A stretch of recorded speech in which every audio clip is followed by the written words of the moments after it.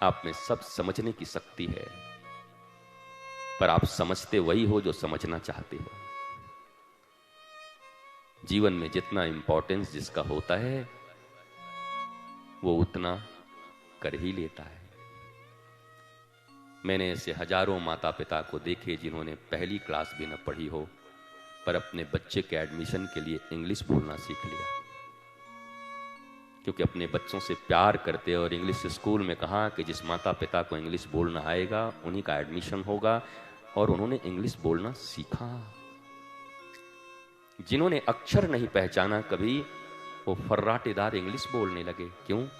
अपने पुत्र के एडमिशन के लिए, आत्मज के एडमिशन के लिए। तुम्हें जहां जरूरत महसूस होती है तुम सब करते हो,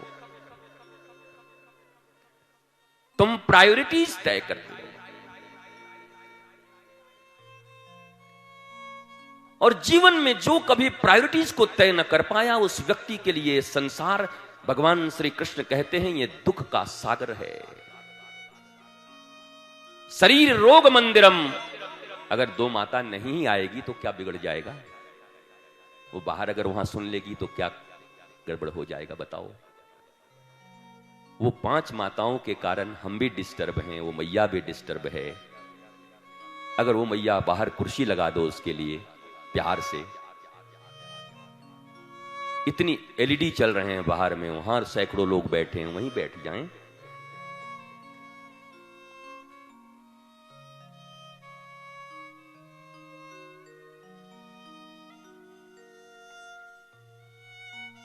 जीवन में जो कुछ भी तुम महसूस करते हो,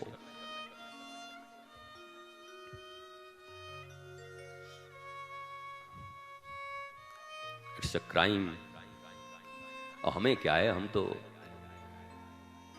ऊंची उड़ान भी उड़ते हैं और तुम कहो तो जमीन पे भी चलेंगे।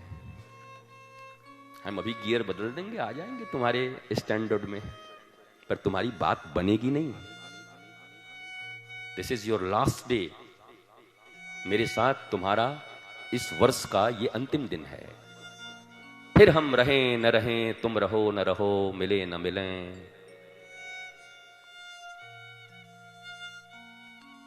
बातें हो न हो। इसलिए प्रायोरिटी तो तुम्हें तय करना होगा। अपने आसन को जीतने होंगे, जुबान को बंद रखना होगा, शरीर को स्टिफ करना होगा, ऐसे जैसे ध्यान करते हो ऐसे। कथा सुनने का यही तरीका है। जो चीज सस्ते में मिल जाती है ना, उसे मुफ्त का माल कहते हैं, सरकारी माल। तुम देखते नहीं, सरकार तुम्हें अनाज देता है और बहुतों को ऐसा अनाज मिलता है जिनको जरूरत नहीं हो, जाके बेच देते हैं। 10 रुपए का अनाज 3 रुपए में बेच के आ जाते हैं। कीमत नहीं है उनके लिए, जो मिल जाए वही काफी है। और कोई अनाज के लिए मर भी जाता है, कोई अन्न की एक मुट्ठी के लिए सब कुछ बेचने को तैयार रहता है, कुछ भी करने को तैयार रहता है। उसकी प्रायोरिटी है। कथा मंडप में गुरु के सामने बैठकर तुम्हारी प्रायोरिटीज को गुरु पहले देख लेता है। व्यास पीठ बड़ी सुंदर पीठ है। इस पर बैठने वाला भगवान व्यास की कृपा से दृष्टि संपन्न हो जाता है। उसकी दृष्टि चहुओर रहती है। वो चातक को भी पहचानता है, चकोर को भी पहचानता है, गिद्धों को भी पहचानता है, चीलों को भी पहचानता है, कबूतर कबूतरियों को भी पहचानता है, और सुखदेव को भी पहचानता है, तोते को भी। रस तो वहीं बरस सकता है जहां गुरु मूर्ति मुख चंद्रमा, सेवक नयन चकोर। अष्ट प्रहर नहीं, ओनली 3 hours। 3 hours निरखत रहे गुरु मूर्ति की ओर। बात उसी की बनेगी, वरना भीड़ में ज्यादातर भाड़ ही पाए जाते हैं। भीड़ होती ही है भाड़ों की, बुरा मत मानना। लाखों करोड़ों से कोई एक मीरा निकल के आती है, कोई एक प्रहलाद, कोई एक ध्रुव, कोई एक जना, कोई एक करमैती, कोई एक रत्नावती, कोई एक तुलसी, कोई कबीर, कोई कोई आता है।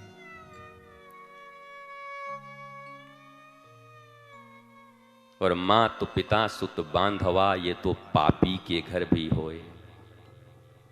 माता पिता सुत बंधु, स्त्री दारा, परिवार, घर, टेबल क्लॉथ, भात दाल, ये तो पापियों के घर भी होता है।